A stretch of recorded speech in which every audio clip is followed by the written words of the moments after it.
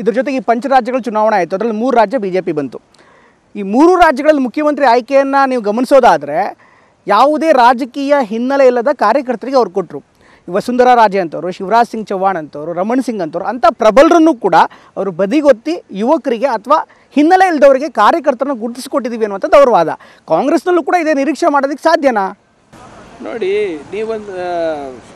ನೀವು ಸ್ವಲ್ಪ ದಯವಿಟ್ಟು ಇತಿಹಾಸದ ಪುಟವನ್ನು ತಿರುಗಿಸಿ ನೋಡಿ. ಇದು ಅವರು ಮಾಡ್ತಾ ಇರೋದು ಲೋಕಲ್ ಲೀಡರ್ಶಿಪ್ ಮುಗಿಸ್ಲಿಕ್ಕೆ, ಹೊಸ ನಾಯಕತ್ವ ಬೆಳೆಸ್ಲಿಕ್ಕಲ್ಲ.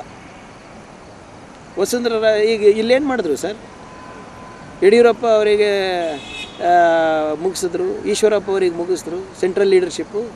ಯಾಕಂದರೆ they want to have remote control people, as simple as that. ಈಗ 10 ವರ್ಷ ಆಯ್ತಲ್ಲ ಮಾನ್ಯ ಪ್ರಧಾನಮಂತ್ರಿಗಳು ಮೋದಿಯವರು ಪ್ರಧಾನಮಂತ್ರಿ ಆಗಿ. ಗುಜರಾತ್ನಲ್ಲಿ 4 ಬಾರಿ CM ಚೇಂಜ್ ಆಗಿದ್ದಾರೆ ಸರ್. ಯಾಕೆ? ನಾಯಕತ್ವ ಬೆಳೆಸಬಾರ್ದು ಅಂತ 3-4 ಸರಿ ಚೇಂಜ್ ಆಗಿದೆ. Do you know who's Gujarat chief minister by the way? People don't know. Remote control ಬೇಕಾಗಿದೆ. ಈಗ ಏನು ನಿಮ್ಮ ಹರಿಯಾಣ ಇದು ಮದನ್ ಲಾಲ್ ಖಟ್ಟರ್ ಯಾರೋ ಇದ್ರು, ಹರಿಯಾಣ, ನಿಮ್ಗೆ ಗೊತ್ತಿತ್ತು ಅವ್ರು ಯಾರಿದ್ರಂತ? Because he can be controlled. Fadnavis ಅವರೇನು ಏಕಾಏಕಿ ಆದ್ರೆ because he can be controlled. ಇವತ್ತು ಇವರೆಲ್ಲ ಇದು ನಿಮಗೆ ನರೇಟಿವ್ ಏನು ಕೊಡ್ತಾ ಇದ್ದಾರೆ, ನಾವು ಹೊಸತನ ತರ್ತಾ ಇದ್ದೀವಿ, ನಾವು ಅದು ಮಾಡ್ತಾ ಇದ್ದೀವಿ, ಇದು ಮಾಡ್ತಾ, ಅದು ಅಲ್ಲ. ಅವರು ನಾಯಕತ್ವವನ್ನು ಮುಗಿಸಿ ಅವ್ರ ಕಂಟ್ರೋಲಲ್ಲಿ ಇಟ್ಕೋಬೇಕು, ಏನಾದ್ರೂ ನಮ್ಮ ಹೆಸರಿಂದ ಆಗಬೇಕು ಅಂತ.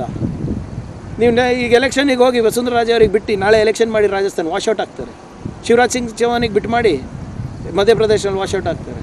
ಲೋಕಲ್ ಲೀಡರ್ಶಿಪ್ ಇರಲಾರ್ದೆ ಇವರು ಮೇಲಿಂದ ರಿಮೋಟ್ ಕಂಟ್ರೋಲ್ ಮಾಡಬೇಕು ಅಂತ ಒಂದೇ ಅವರಿಬ್ಬರೇ ಇರಬೇಕು, ಮೋದಿ ಆ್ಯಂಡ್ ಶಾ. ಅಷ್ಟಕ್ಕೆ ಮಾಡ್ತಾ ಇರೋದು. ಇಲ್ಲದ್ರೆ ಏನಕ್ಕಿದೆಲ್ಲ ಆಯಿತು. ನಾಯಕತ್ವ ಬೆಳೆಸಲೇಬೇಕಿದ್ದಿದ್ರೆ 2-3 DCM ಯಾಕೆ? ಒಬ್ಬರೇ ಇರ್ಬೋದಾಗಿತ್ತಲ್ಲ. ಎಲ್ಲದಕ್ಕೂ ಟ್ರೈಸೈಕಲ್ ಥರ 2 ಗಾಲಿ ಕೊಟ್ಟಿದ್ದಾರಲ್ಲ, ಯಾಕೆ ಕೊಟ್ಟಿದ್ರಲ್ಲ ಸರ್? ಇಲ್ಲೂ 2 DCM ಕೊಟ್ಟಿದ್ರಲ್ಲ. ನಾಯಕತ್ವ ಬೆಳೆಸಿದ್ರಾ? ಏನು ಮಾಡಿದ್ರು? ಸೌದಿ ಅವರಿಗಂತೂ ಅನ್ಯಾಯ ಮಾಡಿ ಟಿಕೆಟೇ ಕೊಟ್ಟಿಲ್ಲ. ಅಶ್ವಥ್ ನಾರಾಯಣಗೆ ಡಿಮೋಟ್ ಮಾಡಿದ್ರು, ಗೋವಿಂದ ಕಾರಜೋಳ ಅವರಿಗೆ ಸೋಲಿಸಿದ್ರು. This is to finish local leadership, as simple as that. Priyank ಅವರೇ, ಇದರ ಜೊತೆಗೆ ದಲಿತ್ CM ವಿಚಾರ ಕೂಡ ಸಾಕಷ್ಟು ಚರ್ಚೆ ಆಗ್ತಾ ಇದೆ. ರಾಜ್ಯದಲ್ಲಿ ಪ್ರತಿ ಬಾರಿ ಕೂಡ ಕಾಂಗ್ರೆಸ್ ಬಂದಾಗಲೆಲ್ಲೂ ಕೂಡ ಈ ದಲಿತ್ CM ವಿಚಾರ ಮುನ್ನೆಲೆಗೆ ಬರ್ತಾ ಇದೆ. ಈ ದಲಿತ್ CM ರೇಸ್ ಅಂತ ಬಂದಾಗ ಅನೇಕ ನಾಯಕರು, ಮಹಾದೇವಪ್ಪ ಇರ್ಬೋದು, ಪರಮೇಶ್ವರ್ ಇರ್ಬೋದು, ಅನೇಕ ಹೆಸರು ಕೂಡ ಕೇಳಿಬರ್ತಾರೆ. ಇತ್ತೀಚೆಗೆ ನಿಮ್ಮ ಹೆಸರು ಕೂಡ ಇವತ್ತು ದಲಿತ್ CM ರೇಸ್ಗೆ ಆಗಾಗ ಎಂಟ್ರಿ ಆಗ್ತಾ ಇದೆ. ನೀವು ಕೂಡ ಈ ರೇಸ್ನಲ್ಲಿ ಇದ್ದೀರಿ ಅಂತ ಭಾವಿಸ್ತೀರಾ? ಇಲ್ಲ ಇವರೇ, ಅದು ನಿಮ್ಗೆ ಗೊತ್ತಿರೋ ಹಾಗೆ ಮೈಸೂರಿನಲ್ಲಿ ಯಾರೋ ಪತ್ರಕರ್ತರು ಹಿಂಗೆ ಕೇಳಿದ್ರು, ನೀವು ಕೇಳ್ದಂಗೆ ಕೇಳಿದ್ರು, ನೀವು ರೇಸ್ನಲ್ಲಿ ಇದ್ದೀರಾ ಅಂತ. ನಾನೇನು ಹೇಳಿದೆ, ಹೈಕಮಾಂಡ್ ಅವರು ನಿಮಗೆ CM ಅಂದರು, ನಾನು ರೆಡಿ ಅಂತ. ಅಂದರೆ ನೀವು CM ಆಗಿ ಅವ್ರು ಒಪ್ಪಿಗೆ ಕೊಟ್ಟರೆ ನಾನು ಒಪ್ಪಲೇಬೇಕಾಗ್ತದಪ್ಪ, ನನ್ನ ಪಕ್ಷದ ಒಂದು ಶಿಸ್ತಿನ ಸಿಪಾಯಿ ಇದ್ದೀನಿ ಅಂತ. ಆ ನಾನು ರೆಡಿ ತೊಗೊಂಡು ನಿಮ್ಮವರೇ ಹಾಕಿಬಿಟ್ಟಿರೋ. ನಾವು ನೋಡಿ, ನನಗೆ ಕಲಿಯೋದು ಭಾಳ ಇದೆ.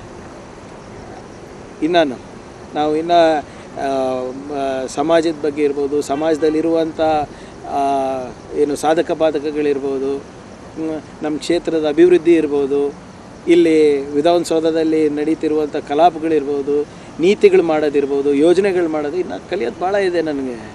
ನಾವು ಯಾವುದಕ್ಕೂ we are not an aspirant for anything. ನಾವಾಯಿತು ನಮ್ಮ ಪಕ್ಷದ ಜವಾಬ್ದಾರಿ ಏನು ಕೊಡ್ತಾರೆ ಅಷ್ಟಕ್ಕೆ ನಾನು ಸೀಮಿತ. ಬಟ್ ಅದೊಂದು ಗುರಿ ಇಟ್ಕೊಂಡಿಲ್ವಾ? ಪ್ರತಿಯೊಬ್ಬ ನಾಯಕರಿಗೂ ಕೂಡ ಒಂದು ಗುರಿ ಇರುತ್ತೆ. ಅಫ್ಕೋರ್ಸ್ ಮಲ್ಲಿಕಾರ್ಜುನ್ ಖರ್ಗೆ ಅವರ ಅಭಿಮಾನಿಗಳಿಗೆ ಇವತ್ತಿಗೂ ಕೂಡ ಒಂದು ಕೊರಗಿದೆ. ಅವ್ರು ಮುಖ್ಯಮಂತ್ರಿ ಆಗಬೇಕಾಗಿತ್ತು ಅಂತ ಸಮಾಜದವರು ಹೇಳ್ತಾರೆ, ಸಂಘಟನೆಯವರು ಹೇಳ್ತಾರೆ, ಅವರ ಬೆಂಬಲಿಗರು ಕೂಡ ಹೇಳ್ತಾರೆ, ಅಭಿಮಾನಿಗಳು ಕೂಡ ಹೇಳ್ತಾರೆ.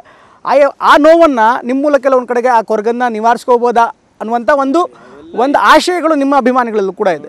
ಯಾವುದೆಲ್ಲ ಇವಾಗ ಪ್ರಸ್ತುತ ಆಯಿತಾ, ನಮ್ಮ ಮುಂದೆ ಏನಿದೆ, ಇವಾಗ MP ಚುನಾವಣೆ ಇದೆ. ಇವತ್ತು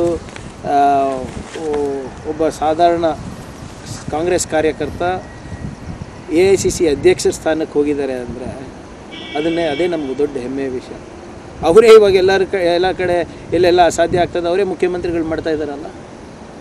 ಆಮೇಲೆ ಅವ್ರ ಮುಂದೆ ಇರುವಂಥ ಗುರಿ ಏನು ಭಾಳ ಸ್ಪಷ್ಟವಾಗಿದ್ದಾರೆ. ಇದ್ರ ಬಗ್ಗೆ ಖರ್ಗೆ ಸಾಹೇಬರು ಭಾಳ ಕ್ಲಿಯರ್ ಇದ್ದಾರೆ. ನಾವು ಲೋಕಸಭೆ ಗೆಲ್ಲಬೇಕು. ನಾವು ಸಂವಿಧಾನದ ಪರವಾಗಿ ಹೋರಾಟವನ್ನು ಏನು ಪ್ರಾರಂಭ ಮಾಡಿದ್ದೀವಿ ಅದನ್ನು ಒಂದು ಲಾಜಿಕಲ್ ಎಂಡ್ ಎಲೆಕ್ಟ್ರಲ್ ಬೆನಿಫಿಟ್ ತೊಗೋಬೇಕು. ನಾವು ವಾಪಸ್ಸು ಏನು ಬಸವ ತತ್ವ, ಅಂಬೇಡ್ಕರ್ ತತ್ವವನ್ನು ನಾವು ನಮ್ಮ ರಾಷ್ಟ್ರದಲ್ಲಿ ತರಬೇಕು. ಭಾಳ ಕ್ಲಿಯರ್ ಇದ್ದಾರೆ. ಅವು CM ವಿಚಾರ PM ವಿಚಾರ ಅವೆಲ್ಲ ಏನು ಅವ್ರ ತಲೆನಲ್ಲಿಲ್ಲ. The only agenda is to ensure that Congress gets maximum seats. And ಎಲ್ಲರೂ ಕೂಡ ನಾವು ಕರ್ನಾಟಕದಲ್ಲಿರ್ಬೋದು, ನಮ್ಮ ಗೋವಾನಲ್ಲಿರ್ಬೋದು, ಹೈದರಾಬಾದ್ನಲ್ಲಿರ್ಬೋದು, ಎಲ್ಲರೂ ಕೂಡ ಅದೇ ದಿಕ್ಕಿನಲ್ಲಿ ಅವರಿಗೆ ಬೆಂಬಲವನ್ನು ನೀಡ್ತಾ ಇದ್ದೀವಿ.